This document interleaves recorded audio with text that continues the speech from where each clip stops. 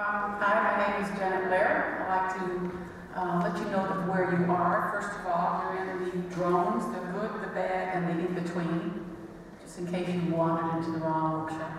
The purpose of this is to provide background information regarding types of drones to inform the public of negative and positive drone usage, to support informed discussion leading to responsible choices. This is going to be divided into 3 parts. 15 minutes will be a PowerPoint presentation, 30 minutes for questions and answers, and then a 15-minute conclusion.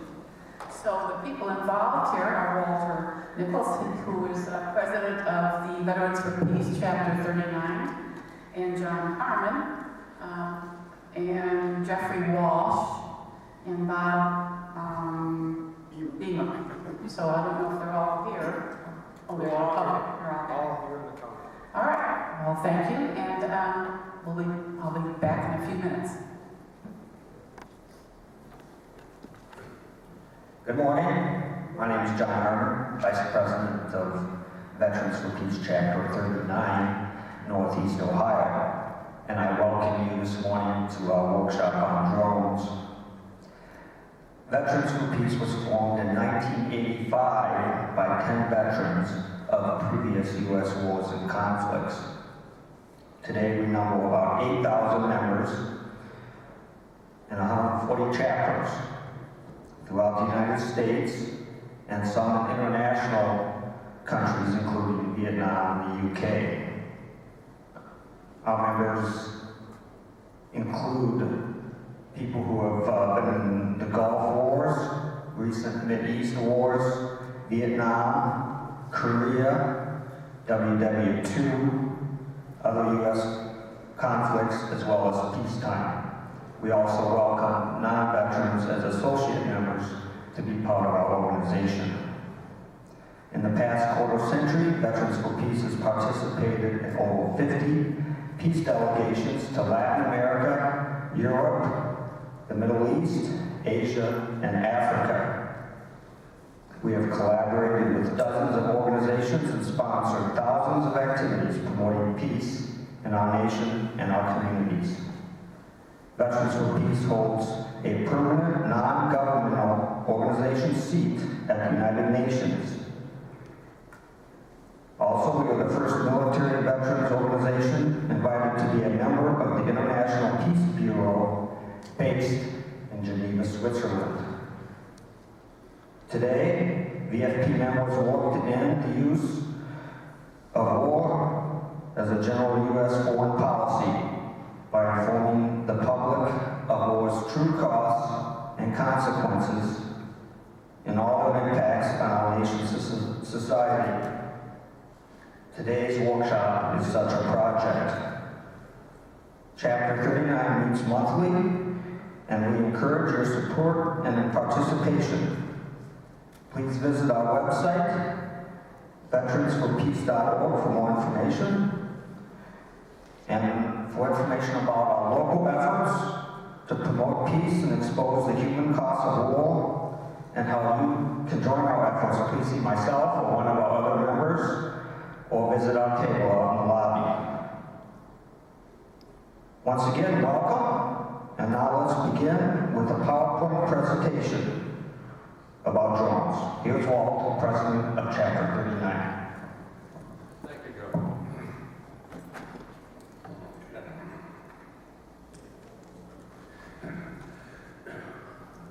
Okay. Our presentation today will basically review unmanned aerial systems, or drones as most are called. Okay. UAS means unmanned aerial system. We'll also see UAV, which means unmanned aerial vehicle. These are aircraft with no human crew, controlled by a remote pilot or computer, that can fly a specific route, execute a mission, and then return for further use. Okay? Waterfall technology. UAVs with payloads have been around since our Civil War, and when both sides used unmanned hot air balloon to reconnoiter and sometimes carry explosives behind enemy lines. During the Vietnam War, the U.S. flew over 34,000 drone missions, most of these for reconnaissance. Military drone usage shows no signs of slowing. The Pentagon demands more development and deployment, and Congress enthusiastically provides the funds. Drone usage in current Mideast wars is so successful that the Pentagon is moving pilots from military aircraft cockpits to train them as drone pilots.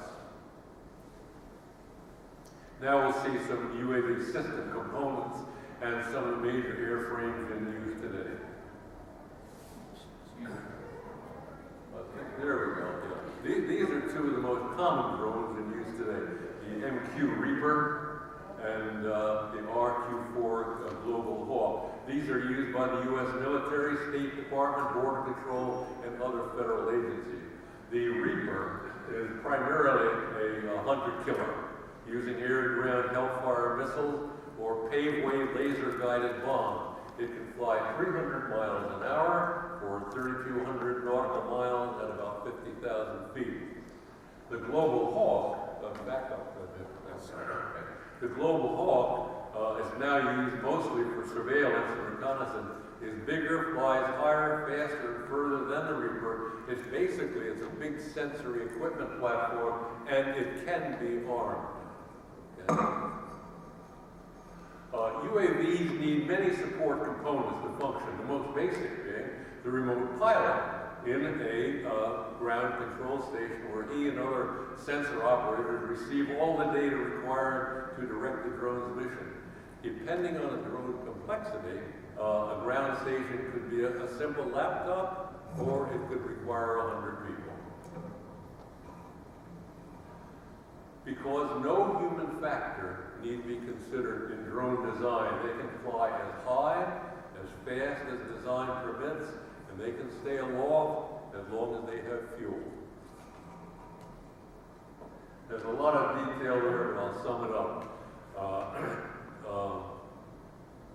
Currently, I think, currently UAVs they're most widely used in military-related roles.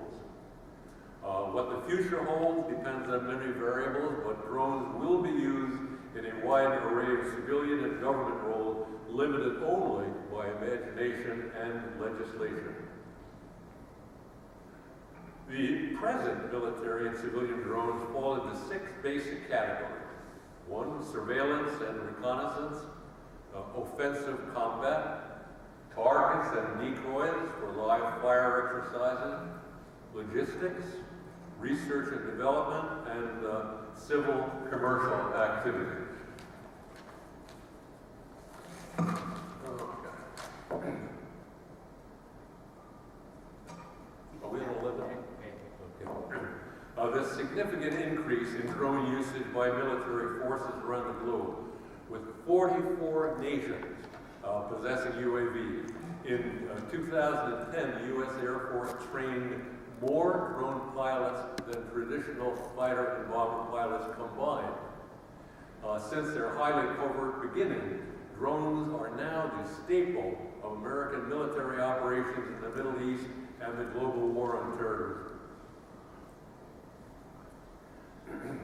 Although UAVs are primarily used in military application, they're seeing more civilian application that focus primarily on surveillance and information gathering. Civilian operators have also started to use UAVs for jobs they call too dull, too dirty, or too dangerous for manned civilian aircraft. Okay. Law enforcement is the largest non-military agency using drones to monitor ground activity, to track suspects, and patrol border areas. A single UAV can watch entire towns indefinitely with minimal human involvement. And recently, the U.S. loaned Mexico 3 Global Hawks, which at 50,000 feet, they can't be seen from the Earth. So nobody knows they're there. that these drones are passing very effective information along pertaining to drug cartel activity and immigration. Okay. 14. Commercial sector drone usage requires a federal case-by-case approval. Applications include monitoring animal population and natural resources, oil and gas exploration. Farmers and ranchers use drones to spray crops and track herd animals. Meteorologists use drones to monitor storm systems. And drones were used to shoot video and measure radioactivity at Japan's Fukushima Daiichi nuclear reactor disaster in the aftermath of the tsunami that was about 3 years ago. Everybody can have their own drone now. The growing number of retail drone model kits available to hobbyists and consumers is building a private UAV sector devoted to pleasure, experimentation, and other not-for-profit purposes. And one recent far-out, far-right application, an Arizona anti-immigration group purchased a $25,000 UAV for its own private border control activity. So, okay. Well, as is often happens with new technology, criminals and terrorists will very likely use drones for a variety of illegal activities. They are especially attractive for smuggling. And in 2011, an American citizen was arrested in Boston for allegedly planning to fly an explosive-laden drone into the Pentagon. So what's new? The grand goal for drone developers is what they call drone autonomy, and that is the ability for drones to make every necessary mission decision without human intervention. In brief, to enable drones to think and act like humans. And development in this direction is exponential, right off the chart. Okay. For example, late model, I'll just back up a little here, but late model Predators fly 3 times faster than the original model, which was not too many years ago.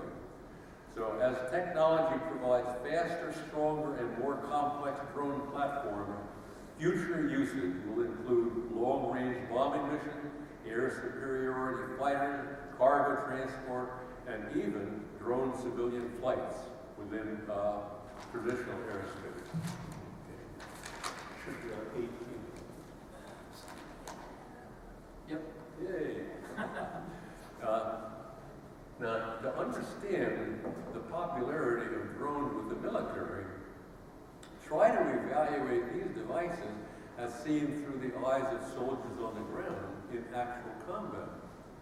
By deploying hand-launched small tactical drones weighing only a few pounds, U.S. combat personnel can now know in real time the vital details of the unseen enemy facing them. The numbers of the enemy, his weapons, his concealment, the number of reserves, every fact that the combat soldier needs to know about the enemy in order to attack or not attack, with absolute minimal danger to himself or herself. It is hard not to love a weapon that is designed to save your life.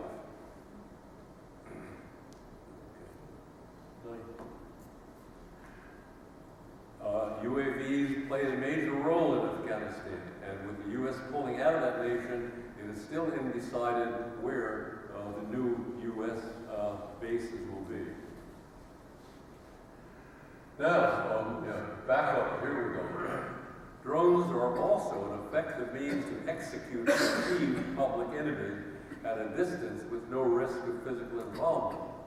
In April 2010, President Obama placed Anwar al-Awlaki on a CIA-authorized kill list because of alleged terrorist activity. Such targeting of an American citizen was unprecedented, and U.S. civil rights groups challenged the order unsuccessfully in court. Deployed drones fired at Awalaki at least twice, once before succeeding in a fatal drone attack in Yemen, September 30th to 11th. 2 weeks later, another CIA-led drone attack killed his 16-year-old son, also a U.S. citizen. The legality and morality of these killings are still unresolved. Drones are being pressed into a wide variety area of domestic uses, with the American Civil Liberties Union now calling attention to the United States becoming a true Orwellian surveillance state. While there's considerable public debate regarding positive and negative use of drones, not much accurate confirmed data is publicly available regarding their potential future cost and overall impact on the federal budget. In January 2012, the Pentagon proposed budget cuts to nearly every part of the defense industry, from fighter jets, warships, and information technology support services, with one exception: drones. Spending was protected for existing UAV systems and the development of new UAV systems. While funding for drone technology soars, there have been some disastrous cost overruns that affected the program. Northrop Grumman contracted to develop the Global Hawk, which we see here, to replace the U-2 jet plane used in the Cold War to collect images and intelligence from very high altitude. The Global Hawk has suffered frequent delays, with this program price tag rising steadily from the initial $5.3 billion to $13.6 billion as of March 10, and it's growing. The Air Force also recently shelved $3 billion worth of other model surveillance drones because of performance issues. So there have been a few notable setbacks in starting new military drone programs. This is the initial cost estimate of the Reaper was $4 to $5 million per unit. Actual costs now are, anybody want to guess? $120 per million. 120 million per unit. Okay. And growing. Okay. A basic reason for the gaps between the estimated and actual cost was the non-inclusion of support costs in the early estimates, because more UAVs are being piloted remotely from further airports, then the cost of support maintenance has to go up. So in conclusion, drones will continue to provide detailed real-time information for battlefields and other critical areas. Unmanned aerial systems provide a tremendous amount of real-time information. They have been proven effective on the battlefield and for commercial civilian use. But these systems are hugely expensive to acquire and to maintain. So it really comes down to the answer to this question: how much is a human life worth? So now we're going to move to the next section of our workshop, question and answer section. Each of you should have a handout of several questions relevant to drone usage, and with brief answers. If you don't, we can give you a set up here. For more details on any of these things, just select a question, and we'll try to expand on it. And everybody, please remember, we are not experts on this. We just got into this business recently. So we're going over to the table, and now we're panelists. Thank you, Walter. This is just a friendly reminder: if you have not silenced your cell phone or other electronic device, would you please do that now?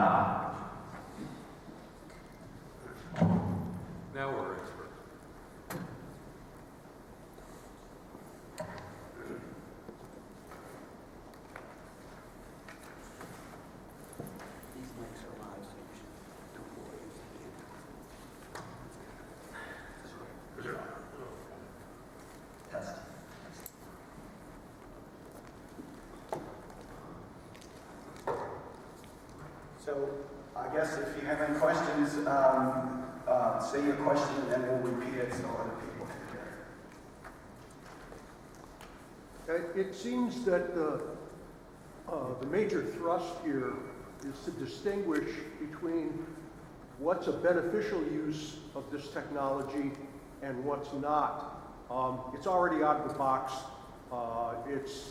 There's no controlling the development of it. We can be active all we want. Are you picking these up? Can you hear it? What? Can you hear it?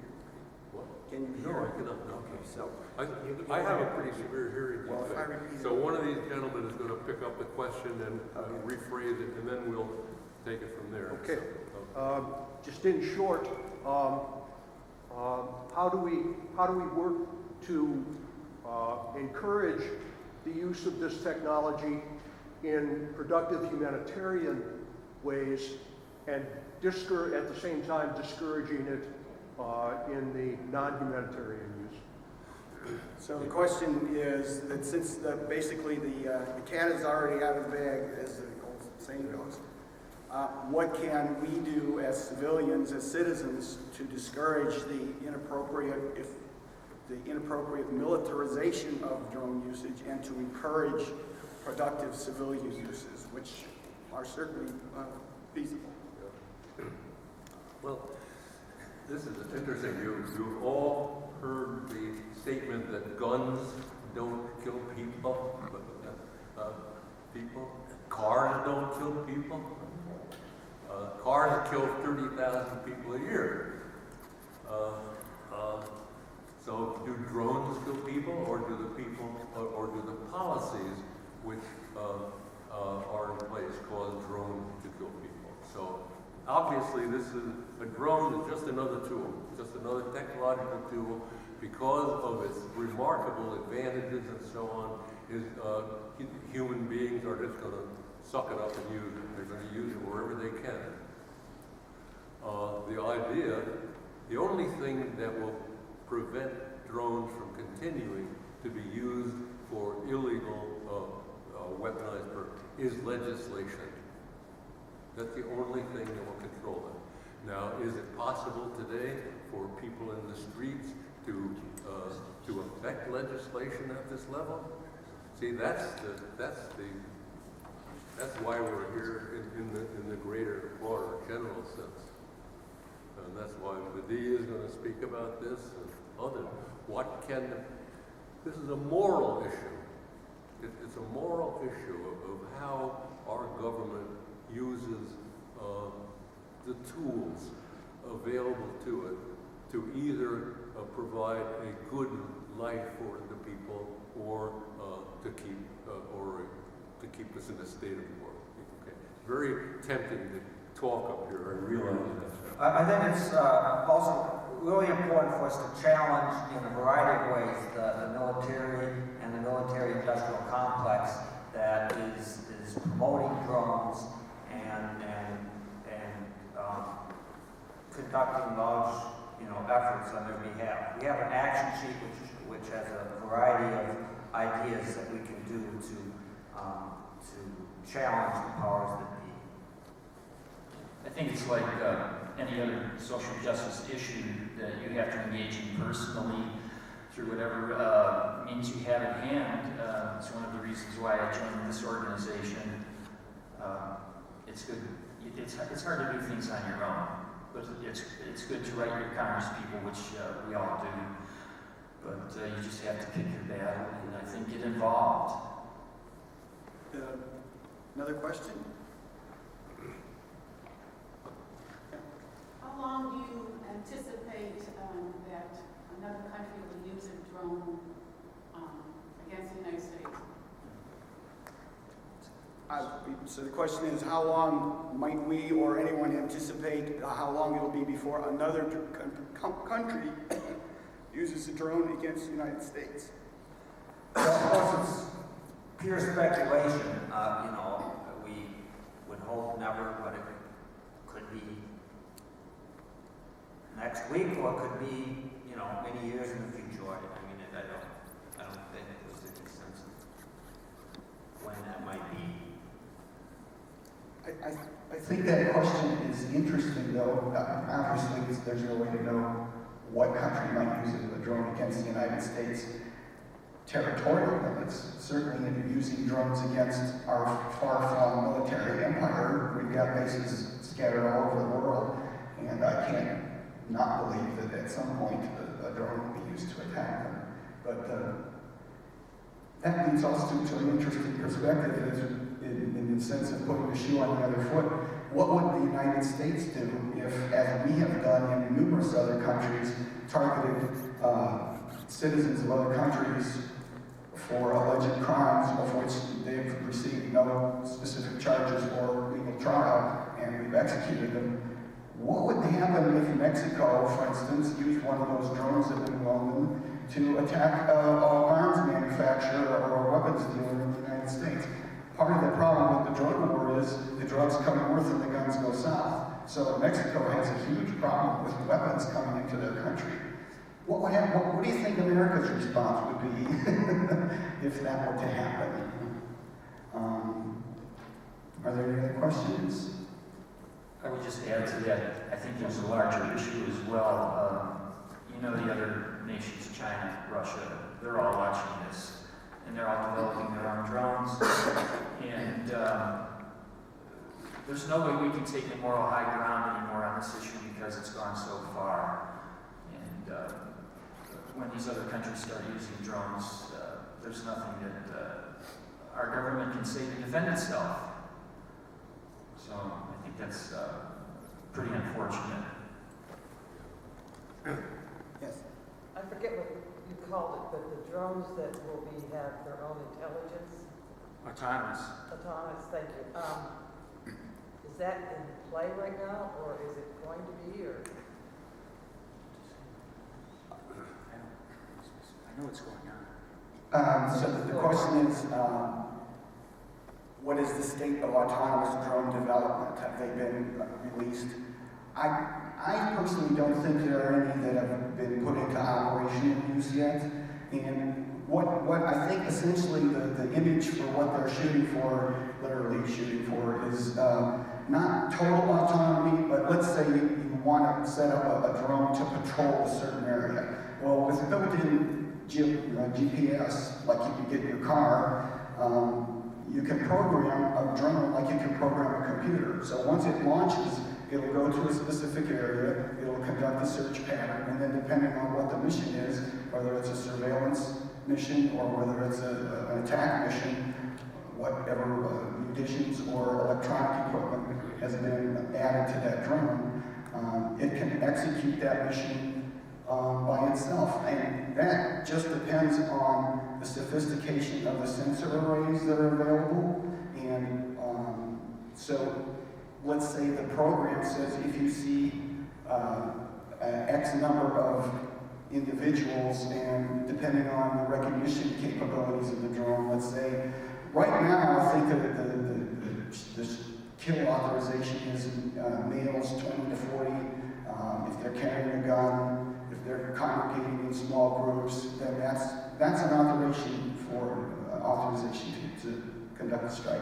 So if you can program that in through various sensors into the actual machine, it can conduct those raids autonomously. I think the idea is instead of having one pilot sitting at a computer console controlling one drone, you would send a fleet of drones out with a program to cover, let's say this room was a field that you're interested in, you want to monitor, you divide it up into different sections, and a different drone would cover each section, feed all that information back as an aggregate to the pilot, who would then be controlling not a drone, but a whole fleet of drones.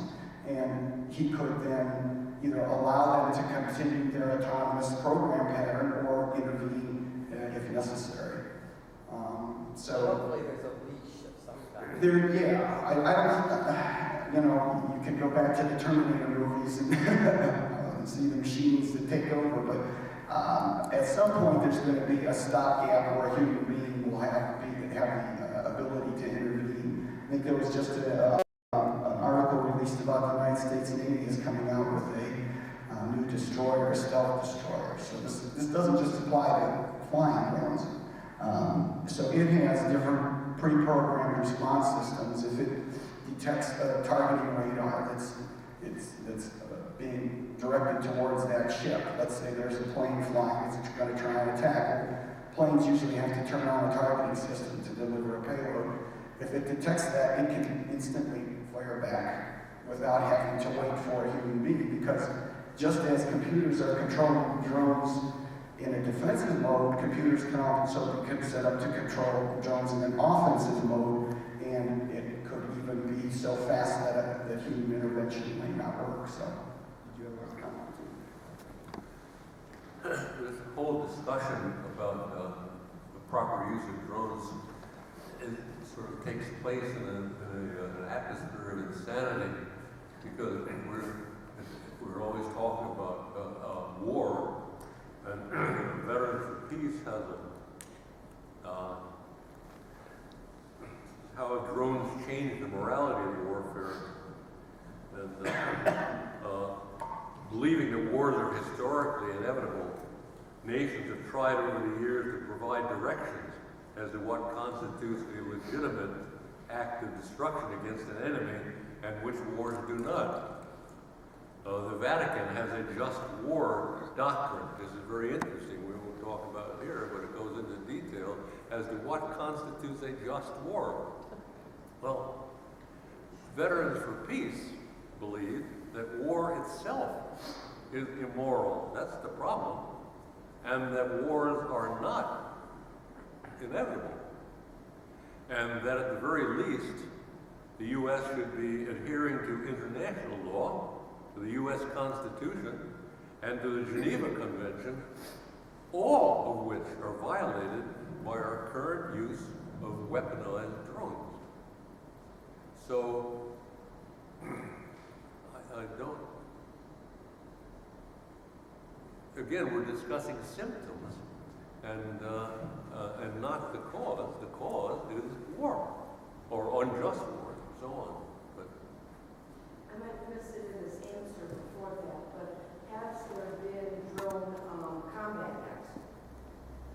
did you get Say that again. Drone combat, has that happened yet? Drone combat, Yes. as in Drone against drone? Exactly. between drones? Exactly. I don't think so. I don't believe so, no.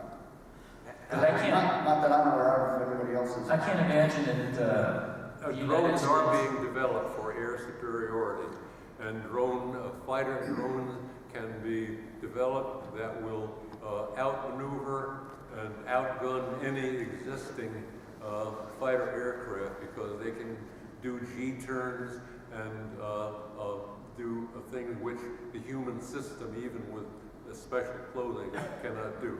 So, will there be drones fighting drones? Probably. Not in my lifetime, maybe not in Aaron, but we are some species. So we're trying to answer these questions the best we can. There is someone in our midst who might be able to better answer them. Do you have anything to add? Well, you've been great at answering all of these. I would just add on that one that drones are easy to shoot down. And so there have been drones shot down by the Israelis say they've shot down Hezbollah drones. The Hezbollah says it shot down Israeli drones. There have been drones that have been shot down in Afghanistan. And there also have been pictures of drones that have come down in Pakistan. I mean, they do crash a lot as well. So it's hard to know when they're shot down and they're hacked down. And the U.S. tries to cover up all those instances of drone crashes, shooting, hacking, so we don't know. But we certainly know that drones that are used for killer purposes fly low and are easy to shoot down. I read a statistic in Mother Jones that fully 30% of drones, the ultimate fate of them is crashing. Yeah, that's what the Air Force has said in their early drones. They say they've gotten better now, but then there's all kinds of other institutions using drones. And there was a drone that crashed yesterday in the U.S. So they do crash. In the U.S.? Any more questions?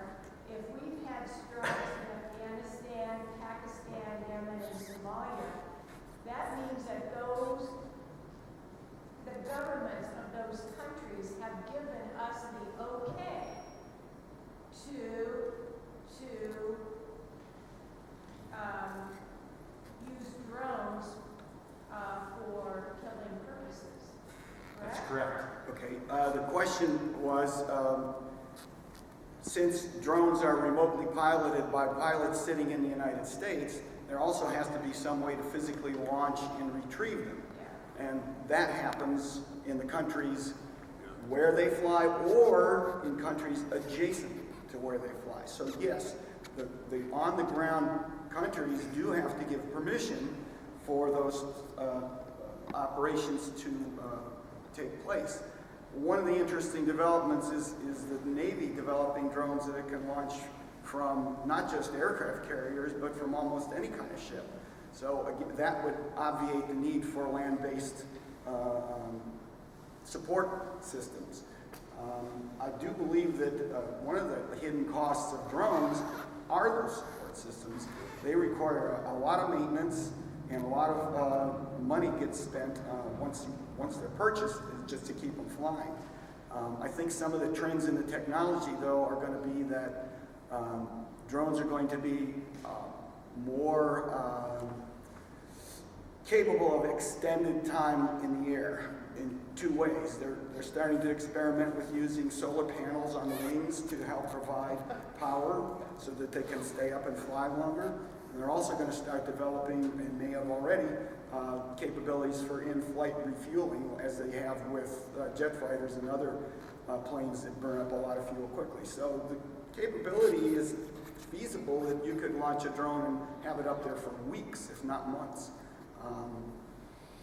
Interesting side point to your question, Anwar al-Awlaki, who you saw in the slide presentation, was an American citizen who was killed in Yemen.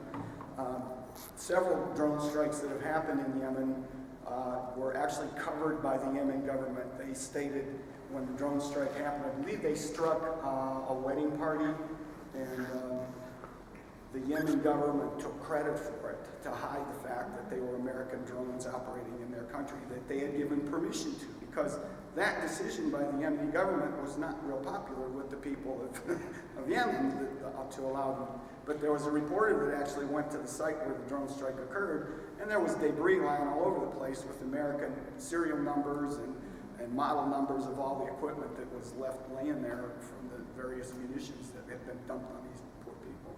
So yes, governments definitely have to be complicit in operations. Just one little caveat for that is, like in the case of Pakistan, they make the agreement with the military, not with the elected government. And so we're shoring up the military, and we're really decreasing the strength of civilian elected governments. There seems like there's a critical mass, particularly in Pakistan, that's been reached, where the citizenry are outraged by these drone attacks, and it's causing the government to be destabilized. The government of Pakistan went to the U.S. government and said that the drones aren't really, they're becoming counterproductive. Our military isn't accomplishing anything.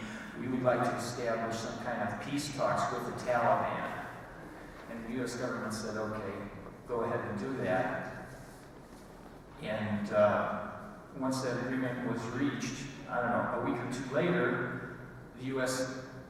committed a drone attack against, his last name was Masood, I think he was a Taliban leader.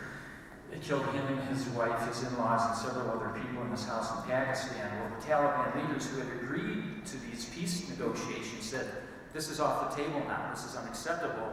And the American government was not in favor of these peace negotiations, so they knew this would scuttle the whole deal. So at a certain point, the citizenry become outraged, and hopefully they'll kick some up. Yes, sir. If Somalia is a failed state, who are we making an agreement with? The question was, if Somalia is a failed state, who would we make an agreement with there? Anybody else want to jump in on that? No, maybe no one. Good question. My first response would be whoever has control over a specific area and who's willing to be bribed to do it. Usually, states like Somalia are largely influenced by warlords who carve out a section of territory and claim it for their own. And so if the United States is willing to pay a warlord to support a base for drones, I imagine would be more than happy. Well, I think the drones that are using against Somalia and Yemen are based in Djibouti, so they take off. And again, they don't have to be in that country. Right. They can be in an adjacent country. And when the drones take off, it's by a team at that base. They are the ones who actually do the takeoff, and then when the drone reaches a certain altitude, they hand that off to a base in the United States, who then accomplishes the drone strike. And when that's over, they turn control back to the team that's on the ground in that country, and they're the ones who actually land the drone. So there is a lot of people involved. I think I read a statistic for a conventional manned aircraft mission. The support is, I'll say, 100 personnel, but with a drone, it can take upwards of 300 people to support a drone mission, ultimately. Oh, move your foot. There you go. We don't want to leave you. You have another handout here that's very interesting, called the moral case for drones, and our purpose here is to be as objective as we can. Veterans for Peace tries to provide information to the public so that the public can make responsible, informed choices. And so there are different viewpoints on different sides. And this is not necessarily, but it's, you have this, each of you has this in your kit, and I urge you to read it. But it says the moral case for drones and it was written by a New York Times reporter, Scott Shane. And in turn, said, but one rough comparison has found that even if the highest estimates of collateral drone deaths are accurate, the drones kill fewer civilians than other modes of warfare. And certainly my war was World War II, where 70 million persons were killed, about 60% of these civilians. So he makes in conventional military conflicts over the past 2 decades, the writer found that estimates of civilian deaths range from about 33% to more than 80%. Well, the proportion of civilian deaths is very small in terms of drone usage. So that's a different type of argument.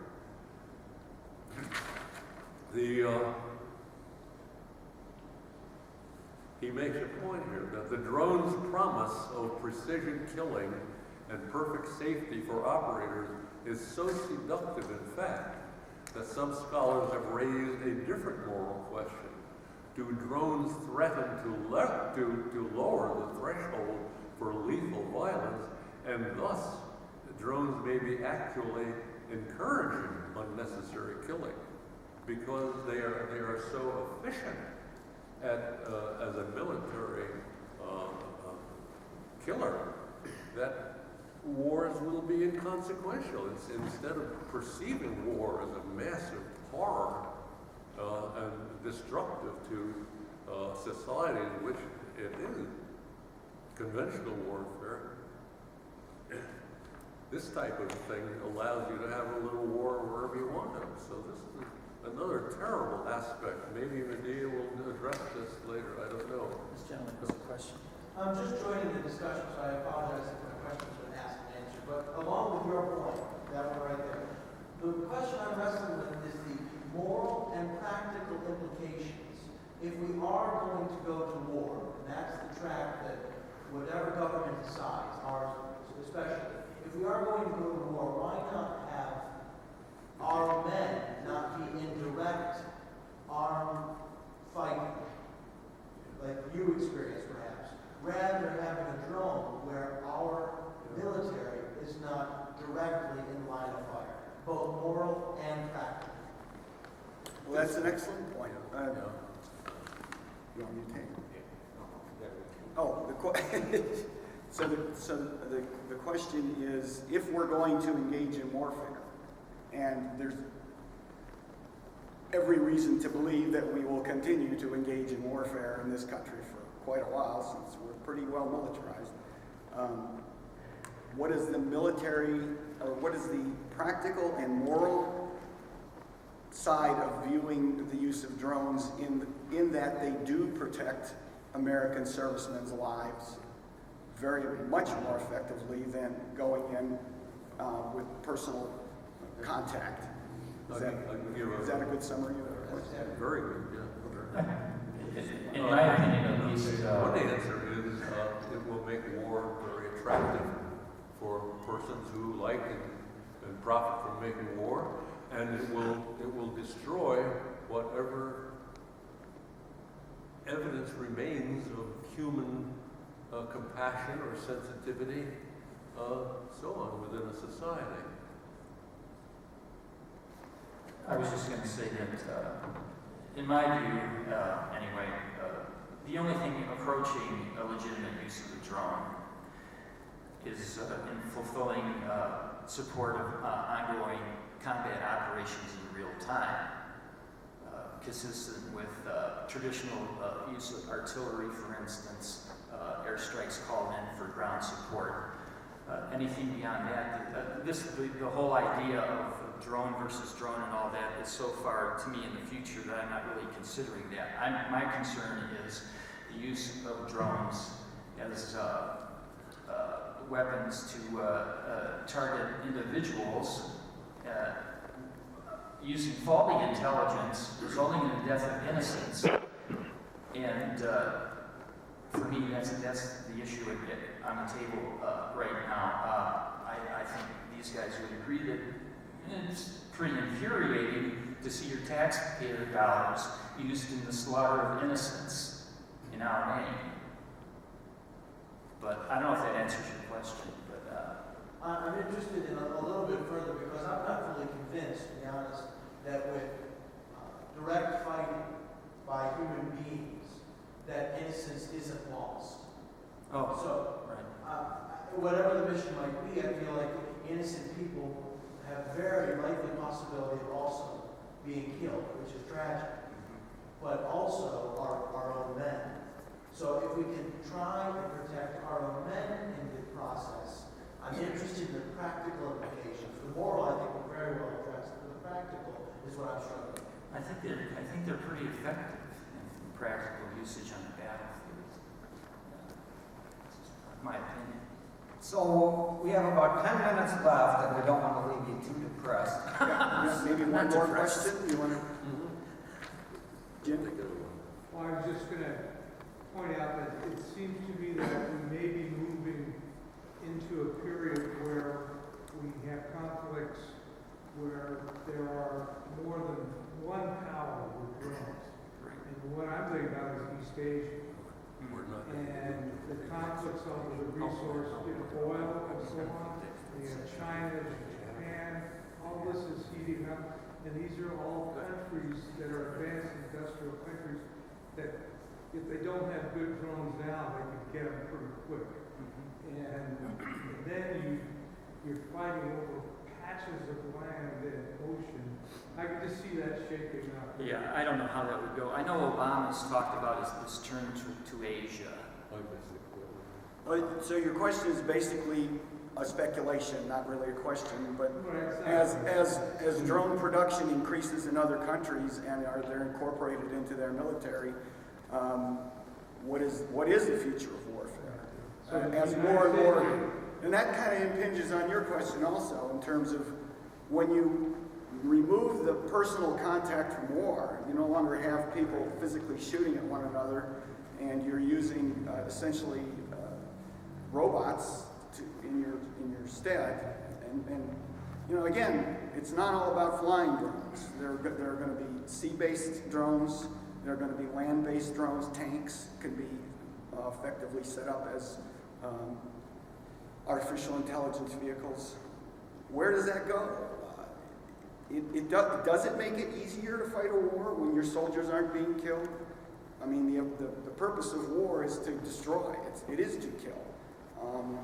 And if you remove that consideration, if human beings are no longer being killed other than collateral damage, I mean, I can see where the military would be more involved in protecting its personnel and less concerned about collateral civilian damage.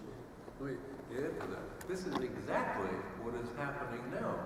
We're able to continue a devastating wars with no significant reporting by the media of what is going on because the population is not involved. There is no draft.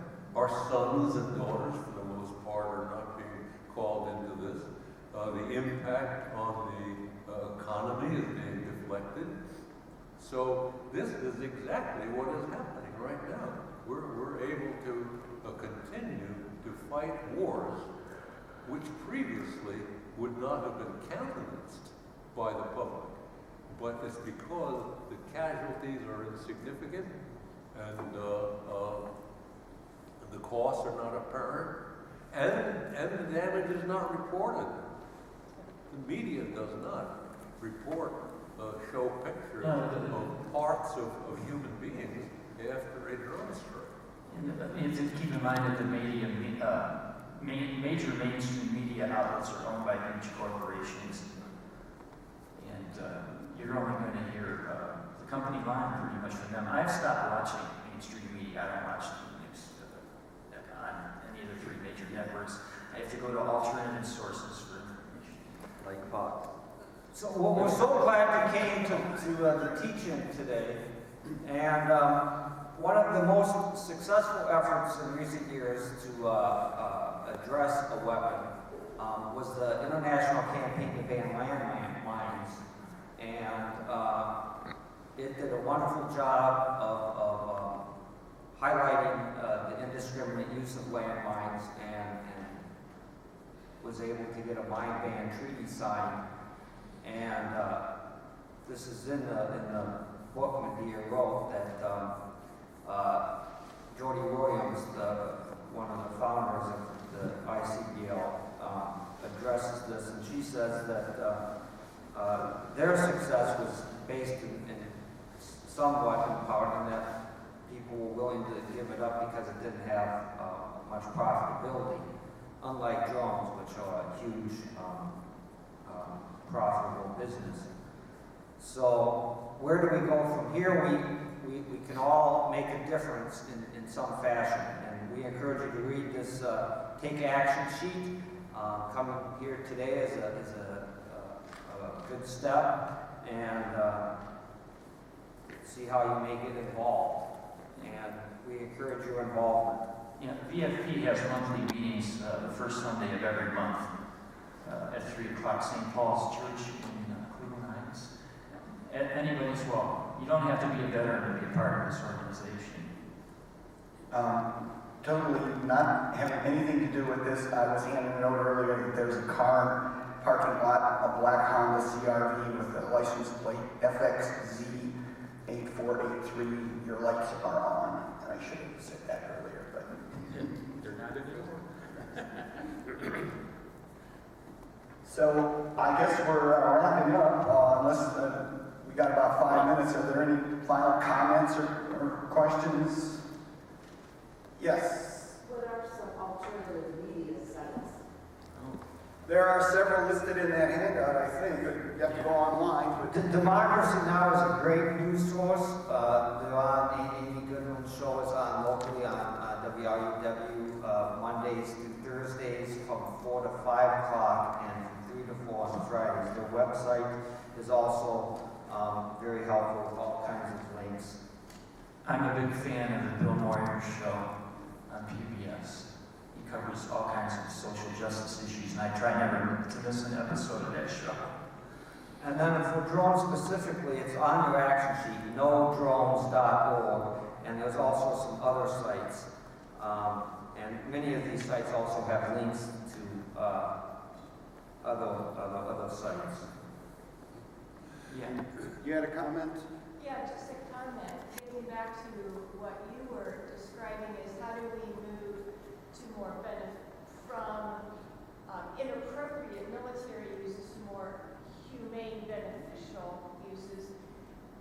all in the eye of the beholder. What is your definition of beneficial? And what is your definition of appropriate or inappropriate? If I were to ask a random number of people on the street, they would say that a beneficial use of drones is to kill a terrorist in a foreign country.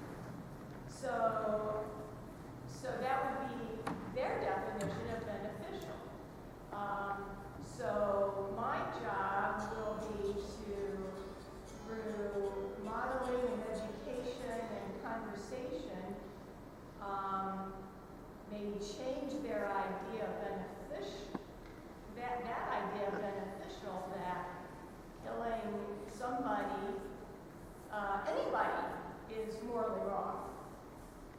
Right. Do I need to repeat that? Did everyone hear what she said? I think it's just a matter of the debate not being heard or even posited.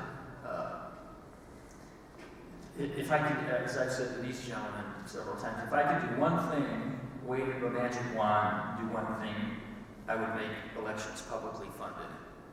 Get all of the corporate money out of elections. And maybe these politicians would start listening to the citizenry rather than corporate lobbyists, bank lobbyists, etc., who are only interested in pursuing their agenda. And they don't care about us, really. I mean, If killing people is wrong, then using drones to kill people is not a benefit of drones. You know, it's clear there. I mean, that's the whole debate about, you know, just war theory, you know, and so I mean, there are always immoralities committed in just wars too. That's something to keep in mind, right? absolutely. I mean, look at Dresden and Hamburg, World War II. Those weren't necessary, but those were retribution. Firebombing of Tokyo. I could go on out. We're always involved in the moral question. We're done. Thank you so much. Yes. All of our panelists, thank you so much. And Thank go you. from here. Thanks for coming. Okay. Thank you, guys.